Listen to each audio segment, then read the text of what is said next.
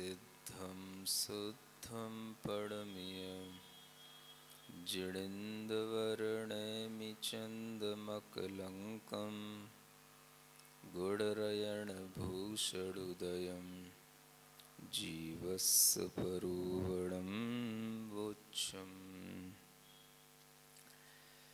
जीवकांड ग्रंथराज में जो वेद थे उनके बारे में प्ररूपणा हो गई। अब सत्प्रूपणा होने के बाद में संख्या का क्रम आता है ना।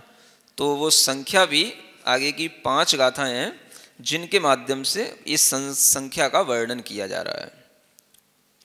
अब संख्या प्ररूपणा के माध्यम से जो वेद वालों की संख्या है उसको बताने के लिए गाथा आती है। गाथा नंबर 277। जोईसीय वाण जोणिणी तिरिख पुरुषाय सन्निणो जीवा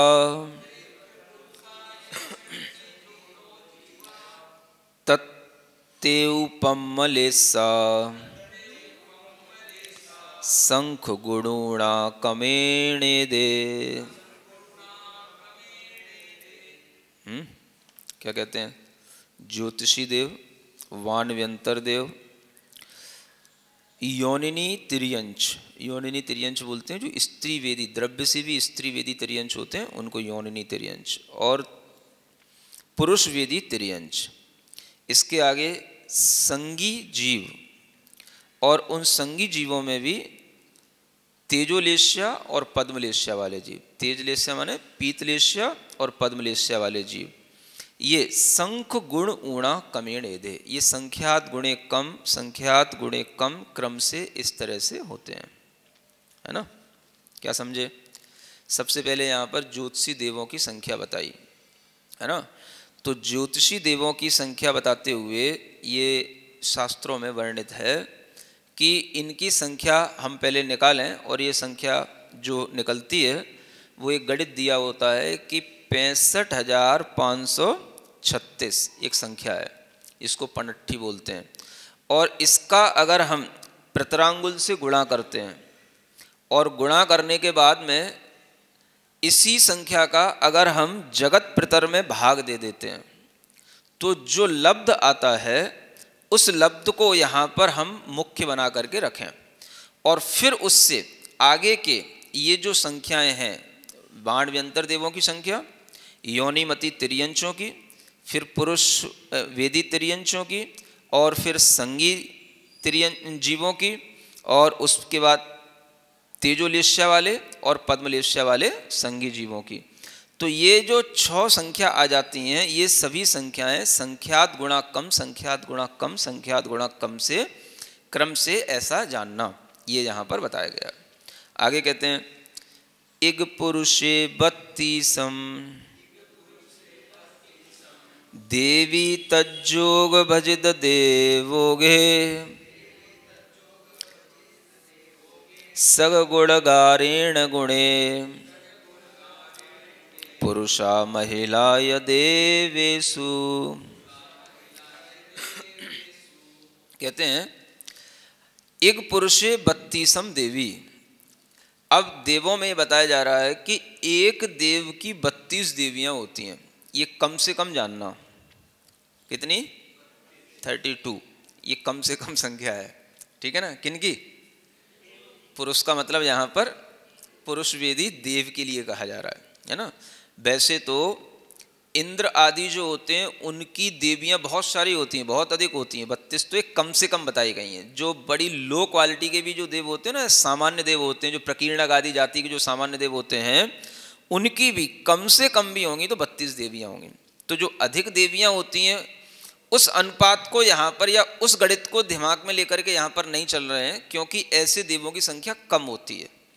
तो जो नॉर्मली कम से कम भी जो संख्या अधिक देवों की है, उन सब अधिक देवों की संख्या में ये 32 देवों की संख्या सब में बैठती है। तो इसी संख्या को ध्यान में रखते हुए तज्जोग भजित देवोगे, है ना। इनका तो योग करो और उसको देवोग से भजित कर दो, माने देवों की जो सामान्य संख्या है उससे उसको भाजित कर दो। फिर सग गुणगारेण गुणे, अपने अपने गुणकार से उसको गुणा कर दो। पुरुषा महिलाएं देवेशु, तो पुरुषों की महिलाओं की संख्या देवों में आ जाएगी। क्या मतलब हुआ? ऐसे मान के चलो कि जैसे एक पुरुष है तो 32 देवियां हैं, है ना। तो एक संख्या देव की हुई तो 32 संख्या देवियों की हुई। 32 और एक जोड़ दिया, कितने हो गए? 33, ठीक है ना। और इसको जो देवों की सामान्य संख्या है, जितनी भी सामान्य संख्या, उसमें 33 से भाग दे दो, ठीक है ना। फिर जो आए, जो लब्ध आए, उसमें एक भाग प्रमाण तो देवों को ले लो और 32 भाग प्रमाण या 32 की संख्या से उसमें गुणा कर दो, तो वह देवों की संख्या अलग और देवियों की संख्या अलग आ जाएगी। तो इस तरह से ये सामान्य रूप से स्त्री वेदी और पुरुष वेदी, जो ये देव और देवियां होते हैं, उनकी संख्या निकालने का यह क्रम बताया गया है। अब इसी के आगे देवे ही सादिरेया पुरुषा देवी ही साहिया इत्थि ते विहीण सवेदो राशि संठान परिमाणम। हाँ, अब देखो ये राशि क्यों निकाली देवी और देवियों की, तो उसका अब यहाँ पे प्रयोजन है कि देवे ही सादरे या पुरुषा। अब जो राशि पुरुष वेदी देवों की निकल गई, उससे कुछ अधिक पुरुष वेदी सब मिला के जीव होंगे, है ना। माने कि पुरुष वेदी जीवों की संख्या पूरे 3 लोक के अंदर अगर मिलेगी तो कहाँ मिलेगी? या तो पुरुष वेदी देव होते हैं, या मनुष्य होते हैं, या तिर्यंश होते हैं। तो उनमें भी देव ही अधिक होते हैं। तो जो मनुष्य और तिर्यंश बते, वो उसमें कुछ प्लस, थोड़ा सा सरप्लस हो गया, वो समझ आ रहा है। तो वह देवों की संख्या में कुछ अधिक कर दोगे तो क्या आ गया? पुरुषों की संख्या आ जाएगी, पुरुष वेदी जीवों की। और देवियां जितनी हैं स्त्री वेदी, उनकी संख्या में कुछ अधिक करेंगे तो सभी स्त्री वेदी जीवों की संख्या आ जाएगी। और कुछ अधिक में क्या करना? जो स्त्री वेदी पुरुष हैं वो स्त्री वेदी मनुष्य गति के जीव हैं या तिर्यंश गति के जीव हैं, उनको उसमें प्लस कर देना है, तो वो उनकी संख्या आ जाएगी। टोटल स्त्री वेदी सभी जीवों की संख्या आ गई। तेई विहीन सवेदो राशि, है ना। अब इससे जो विहीन जो राशि है वह सवेद राशि संठान परिमाणा। सवेदी जो राशि है उसमें से पुरुष वेदी और स्त्री वेदी सभी राशि को घटा देने पर संढाण का मतलब यहाँ पर नपुंसक वेद वाले जीवों की राशि का परिमाण आता है, ऐसा कहा गया है।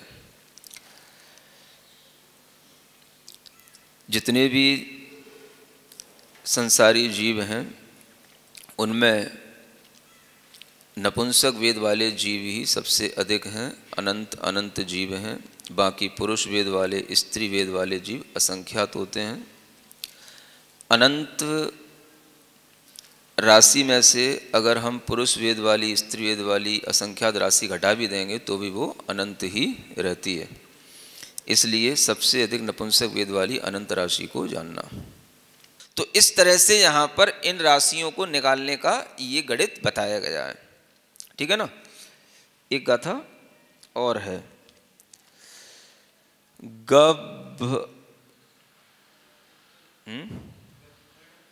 गभर्णपु इत्थि सन्नी, ऐसे अलग अलग पढ़ना है इसको, है ना। गभर्णपु इत्थि सन्नी समुच्छन सन्नी पुण्यगा इदरा कुरुजा असन्नी गभज न पु इत्थि नवाण जो इसिया। ना नहीं पढ़ना, न, है ना। गभज न पु इत्थि इत्थि वाण जोइसिया। अब यहाँ पर ये कुछ और संख्या बताई जा रही है। जैसे सबसे पहले इसमें लिखा है गर्भज, क्या लिखा है? तो गर्भज का मतलब यहाँ लेना संगी पंचेंद्रिय गर्भज जीव को, और ना लिखा है ना से लेना नपुंसक लिंग, नपुंसक वेदी, है ना। तो एक यहाँ पर ये 11 संख्याएं बताई जा रही हैं। कितनी? 11। इसको ध्यान में रखना। पहली संख्या है संगी पंचेंद्री गर्भज नपुंसक वेदी जीवों की संख्या, ठीक है ना। फिर दूसरे नंबर पे आएगा पू, यानी संगी पंचेंद्री गर्भज पुरुष वेदी, ठीक है ना। तीसरे नंबर पर संगी पंचेंद्री गर्भज इत्थि लिखा है ना, स्त्री वेदी। फिर इसके बाद में सन्नी, ये सम्मूर्छन आ गया, तो इसमें सम्मूर्छन संगी पंचेंद्री पर्याप्तक ये जीव लेना है, ठीक है, और ये नपुंसकी होते हैं। फिर इसी में संगी सम्मूर्छन पंचेंद्री अपर्याप्तक जीवों को लेना है, क्योंकि आगे क्या लिखा है? सम्मूर्छन सन्नी पुण्यगा माने पर्याप्तक और इदरा माने अपर्याप्तक, ऐसे ये दो ले लेना। कितने नंबर हो गए? बोलो तो 5 हो गए। संगी सम्मूर्छन पंचेंद्री पर्याप्तक और अपर्याप्तक दोनों को अलग अलग गिनना है, तो ये 5 हो गए। अब छठवें नंबर पे आएगा कुरुजा। कुरुजा माने भोग भूमि के जीव। तो भोग भूमि में गर्भज होते हैं, संगी होते हैं, पंचेंद्री होते हैं, तो इनके पर्याप्त और अपर्याप्तक इन दोनों को एक ही लेना है छठवें नंबर में। फिर 7वें नंबर पे लेना है असंगी पंचेंद्री गर्भज, और आगे लिखा हुआ ना असन्नी गब्भज, न माने पहले नपुंसक जीवों को लेना, फिर उसके बाद में पुम माने पुरुष जीवों को लेना, और फिर उसके बाद में स्त्री जीवों को लेना। तो ऐसे 7, 8, 9 नंबर तक हो गए। फिर वाणव्यंतर ये 10वें नंबर पर, और 11वें में ज्योतिषी, ऐसे देवों को इनको लेना, ठीक है ना। ये संख्या लेने के बाद में एक गाथा में और अंत में इनका क्या इनका गुणकार है ये बताया जा रहा है। थोवा तिसु संख गुणा तत्तो आवली असंख भाग गुणा पल्ला संखेज गुणा तत्तो सवत्थ संख गुणा। हाँ, तो यहाँ कहते हैं थोवा, सबसे पहली जो संख्या है वो सबसे कम है। थोवा माने कम है। पहली संख्या कौन सी थी? ऊपर वाली गाथा में देखो, संगी पंचेंद्री गर्भज नपुंसक वेदी जीवों की जो संख्या है वो सबसे कम है। ये हो गया थोवा। तिसु संख गुणा, फिर इसके बाद 3 जो नंबर थे, 3 संख्याएं है ना, दूसरे तीसरे चौथे नंबर की संख्या, उसमें संख्यात गुणा उसको करते चले जाओ। माने पहली नंबर की संख्या से दूसरे नंबर की संख्या संख्यात गुणा, दूसरे से तीसरे और तीसरे से चौथे, ऐसे 3 बार आपको संख्यात गुणा करना है। तिसु संख्यात गुणा। तत्तो आवली असंख्य भाग गुणा, फिर उसके बाद में जो 5वें नंबर की संख्या आएगी उसको आवली के संख्यात में भाग से गुणा करके वो संख्या आएगी, जो कि सम्मूर्छन पंचेंद्री अपर्याप्तक जीवों की संख्या आ जाएगी। फिर इसके बाद में पल्ले के असंख्यात में भाग से गुणा करना है, तो 6वें नंबर की संख्या आ जाएगी, जो कि भोग भूमि के जीवों की संख्या है ना। और फिर उसके आगे जो भी ये 5 राशियां बची हैं उनमें तत्तो सब्बत्थ संख गुणा, उसमें संख्यात गुणा करना, तो ऐसी इन सब जीवों की राशि आ जाएगी जो इस ऊपरी वाली गाथा में बताई गई थी। इस तरह से संख्या प्रूपणा भी पूर्ण हो जाती है और ये वेद मार्गणा भी पूर्ण हो जाती है। क्या कारण है और किस तरह के दुख हैं ये यहाँ बताया जा रहा है। दुखित अनादि मोह के कारण, दुखित अनादि मोह के कारण, राग द्वेष भ्रम भारी, देखो भाई महाविकल संसारी।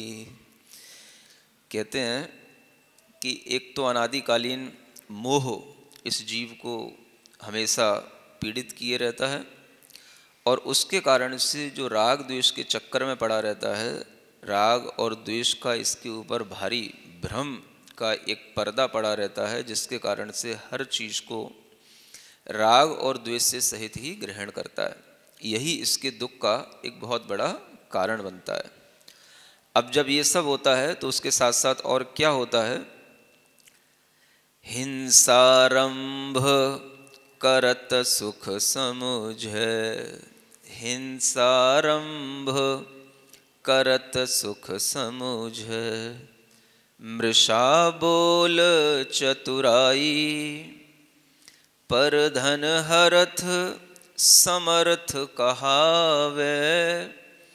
पर धन हरत समर्थ कहावे, परिग्रह बढ़त बढ़ाई। देखो भाई महाविकल संसारी। देखो भाई महाविकल संसारी। ये संसारी जीवों की दशा है। हिंसा आरंभ करत सुख समझे। ये जितनी जितनी हिंसा करेगा, जितना जितना पाप करेगा, आरंभ यानी कि पाप वाले कार्यों को बढ़ाता जाएगा, उतना सुख समझेगा। झूठ बोलेगा तो अपने को चतुराई समझेगा। मृषा बोल चतुराई। और जब दूसरों का धन हरण कर लेता है तो अपने को समर्थ समझता है, मैं बड़ा सामर्थ्य वाला हूँ, बलशाली हूँ, है ना। पर धन हरत समर्थ कहावे। और जितना परिग्रह बढ़ाएगा उतना ही अपनी बढ़ाई समझेगा कि मैं उतना बड़ा हो गया हूँ, लोग मेरी बढ़ाई करेंगे। इस तरह से इसकी चाल हमेशा उल्टी रहती है, और उल्टी चाल चलने वालों को कभी सुख मिलता नहीं है। इसलिए कहा जा रहा है कि देखो भाई महाविकल संसारी। वचन राख काया दृढ़ राखें। वचन राख का या दृढ़ राखें। मिटे न मन चपलाई। याते होत और की और। याते होत और की और। शुभ करनी दुखदाई। देखो भाई महाविकल संसारी। देखो भाई महाविकल संसारी। और कैसे दुख होते संसारी जीव को? वचन राख काया दृढ़ राखे, है ना। जब अपना काम बनता है तो वहाँ पर अपनी वचनों को भी और अपनी काया को भी दृढ़ बना लेता है, माने संकुचित कर लेता है या संयमित कर लेता है। अब जैसे आपको ऑनलाइन भी काम करना है तो कई लोगों के लिए कहा जाता है कि भाई अपनी ड्रेस में आना, है ना। तो ऑनलाइन भी आप जब कंप्यूटर पे बैठ के भी काम करते हो तो भी आपको सीधे बैठना पड़ता है, अपनी काया को बिल्कुल संयमित रख के बैठना पड़ता है ना। वचन भी नहीं बोलना पड़ता है, मौन भी धारण करना पड़ता है। तो कहीं कहीं वचन संयम भी हो रहा है, सब हो रहा है, काया का भी संयम रखता है। लेकिन मिटे न मन चपलाई। जब तक मन की चपलता नहीं मिटती, चंचलता नहीं मिटती, तब तक कुछ करता है और होता कुछ और है। और कभी कभी शुभ कार्यों में भी, है ना, जाप पूजा आदि कार्यों में भी इसी तरीके से कर लेता है। लेकिन मन की चपलाई नहीं मिटने के कारण से वह शुभ करनी भी उसके लिए दुखदाई हो जाती है, उससे भी उसको कोई लाभ नहीं मिलता है। इसलिए कहा जाता है कि देखो भाई महाविकल संसारी। अब देखो, जोगासन करी कर्म निरोध है। जोगासन करी कर्म निरोध है। आत्म दृष्टि न जागे। कथनी करत महंत कहावे। कथनी करत महंत कहावे। ममता मूल न त्यागी। देखो भाई महाविकल संसारी। देखो भाई महाविकल संसारी। क्या कहते हैं, बहुत से लोग योगासन करते हैं ना, और योगासन करके भी अपनी क्रियाओं को रोक लेते हैं। लेकिन जब तक उस योगासन में किसी भी तरह की आत्मा की दृष्टि नहीं होगी, तब तक वो कोई भी आत्मा के हित के लिए कोई भी चीज़ें नहीं होंगी। तो योग भी आत्मा के हित के लिए तब होता है जब उसमें आत्मदृष्टि हो। और इसी तरीके से कुछ लोग ऐसी बड़ी बड़ी बातें करके बड़े बड़े महंत जैसी उपाधियां अपने ऊपर लगा लेते हैं, बड़े बड़े महंत भी बन जाते हैं, लेकिन फिर भी ममता भाव को, ममत्व भाव को बिल्कुल भी नहीं छोड़ते हैं। क्योंकि जो परिग्रह को बढ़ाता चला जाएगा वो बड़ा संत भी बन जाता है, महंत भी बन जाता है, लेकिन उसके लिए परिग्रह के प्रति जो ममता भाव है वो नहीं छूटता, तो उसके लिए कभी भी भीतर से सुख की प्राप्ति नहीं होती, इसलिए वो भी दुखी ही से बने रहते हैं। आत्म के आगम के सिद्धांत पाठ सुनी, आगम के सिद्धांत पाठ सुनी, हिये 8 मद आने, जाति लाभ कुल बल तप विद्या, जाति लाभ कुल बल तप विद्या, प्रभुता रूप बखाने, प्रभुता रूप बखाने, देखो भाई महाविकल संसारी, देखो भाई महाविकल संसारी। देखो यहाँ कहा जा रहा है कि बहुत आगम पढ़ लिया, सिद्धांत पढ़ लिया, वेद पढ़ लिया, ये सब पढ़ने के बाद, सुनने के बावजूद भी 8 मद बने रहते हैं, और इन 8 मदों के कारण से उसके लिए भीतर जो सम्यक दर्शन होना चाहिए वो नहीं होगा, तो उसके अंदर दुख ही बना रहेगा। जाति लाभ कुल बल तप विद्या प्रभुता, ये क्या है? मद हैं। तो इन मदों को छोड़ने पर ही यह ज्ञान अर्जित करना सार्थक होता है। जड़ सो राचि परम पद साधें, जड़ सो राचि परम पद साधें, आत्म शक्ति न सूझे, बिना विवेक विचार दरब के, बिना विवेक विचार दरब के, गुण पर जाय न बूझे, देखो भाई महाविकल संसारी, देखो भाई महाविकल संसारी। क्या कहते हैं? जड़ सो राचि परम पद साधे।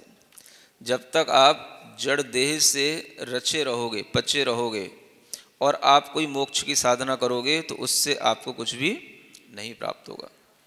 आत्म शक्ति नहीं सूझेगी, समझोगे नहीं जब तक, बिना विवेक के जब तक रहोगे तब तक आपके लिए द्रव्य गुण पर्यायों की कोई भी बात समझ नहीं आएगी। इसलिए जब द्रव्य गुण पर्यायों का ज्ञान होता है, विवेक जागृत होता है, तभी आत्मा को भीतर से सुख मिलता है। और देखो संसार में क्या होता है, जस वाले जस सुनी संतोषे, जस वाले जस सुनी संतोषे, तप वाले तन पोसे सोसे, तप वाले तन सोसे, गुण वाले पर गुण को दोषें, गुण वाले पर गुण को दोषें, मत वाले मत पोषें, देखो भाई महाविकल संसारी, देखो भाई महाविकल संसारी। ये भी होता है संसार में, जिन्हें यश मिला है तो वो यश को सुनकर के ही संतोष होते हैं, यानी कुछ यश के कामों में ही लगे रहते हैं, यश बढ़े, यश कीर्ति की इच्छा से। जब उन्हें यश सुनने को मिलता है तभी उन्हें संतोष मिलता है। जो तप करने में ही लगे रहते हैं तप वाले, वो तन को सुखाने में ही उन्हें संतोष मिलता है। समझ आ रहा है? तप करने वालों को तन का शोषण करने में संतोष मिलता है, और गुण वाले पर गुण को दोष है। जो गुण वाले होते हैं वो दूसरों के गुणों को दोष देखते हैं, दूसरों के गुणों को भी वो गुण नहीं देखते हैं। अपने मत को मानने वाले अपने अपने मत को पोषते रहते हैं, मत वाले मत पोषण। गुण वाले दूसरों के गुणों में दोष दिखाते हैं या दूसरों के गुणों को भी दोष समझते हैं। हाँ, तो यही संसार में चलता रहता है, ये अवगुण ही हैं। और यही संसार के ये जो हमें कृत्य दिखाई देते हैं, ये उसके लिए भीतर से दुखदाई बने रहते हैं।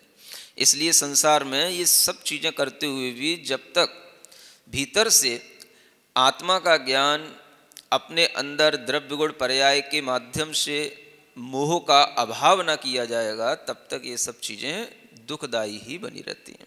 और अंत में कहा जा रहा है, गुरु उपदेश सहज उदयागति, गुरु उपदेश सहज उदयागति, मोह विकलता छूटे, कहत बनारसी है करुणारसी, कहत बनारसी है करुणारसी, अलख अक्षय निधि लूटे, देखो भाई महाविकल संसारी, देखो भाई महाविकल संसारी। क्या कहते हैं कि गुरु का उपदेश मिलने पर ही जो हमारा सहज उदय में आने वाला जो मोह भी है, उसकी विकलता छूट जाती है। गुरु उपदेश से ही ये दुख छूटता है, मोह कम होता है। इसलिए बनारसी दास कहते हैं भाई कि जो ये गुरु के उपदेश हैं करुणा रस से भरे हुए होते हैं, इन्हीं से देख कर के जो दिखाई नहीं देने वाला आत्मा है, दिखाई नहीं देने वाला अलख माने जो दिखाई न दे, बोलते हो ना अलख निरंजन, अलख माने जो दिखाई न दे, लख माने तो दिखाई देने वाला। तो आत्मा, आत्मा का सुख, आत्मा का ज्ञान, मोह का हटना, ये सब चीज़ें कुछ भी दिखाई देने वाली नहीं है, लेकिन यही सब अक्षय निधि हैं। तो जो गुरु के उपदेशों को सुनते हैं वो ऐसे अदृश्य अक्षय निधि को लूटते हैं। यह जो है संसारी जीवों के लिए अंत में भलाई करने के लिए गुरु का उपदेश सुनने की प्रेरणा दी गई है। इस तरह से आपकी ये वेद मार्गणा आज पूर्ण हो जाती है।